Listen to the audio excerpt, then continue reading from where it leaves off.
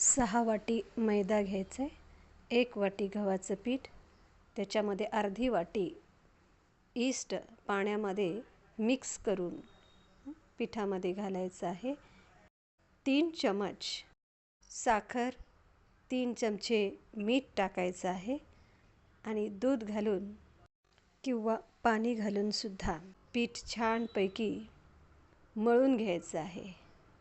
खूप घट्ट नाही, चपात्याच्या कणकीप्रमाणे मऊसर छानपैकी मळून घ्यायचं. एकसारखं पीठ मळून झाले की 1 तास भिजू द्यायचे आहे. पीठ फुगेल आणि पुन्हा मग आपण चांगलं असं मसलून घ्यायचं आहे, मिक्स करायचं. छोटे छोटे गोळे करून ट्रेमध्ये लावून ठेवायचे. गोळे करून झाल्यानंतर तो ट्रे गोळेसुद्धा केल्यानंतर अर्धा तास तसंच ठेवायचं आहे, 20 मिनटं तरी, आणि नंतर 20 मिनटासाठी भाजण्यासाठी ओव्हनमध्ये लावून ठेवा. ओव्हनमध्ये ठेवायचा.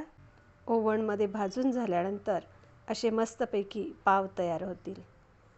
भाजून झाल्यानंतर असंच ट्रे खाली घेऊन थोडंसं थंड होऊ द्यायचं आहे आणि नंतर कढईनं कट करायचं आहे आणि सोडून घ्यायचे ट्रेमधनं आणि मग छोटे छोटे जे पावाचे पीस आहेत वेगवेगळे सुट्टे करून घ्यायचे. तर मग बनवा मग असे घरच्या घरी पाव. किती सुंदर स्पॉन्जी एकदम हलके पाव झालेले आहेत.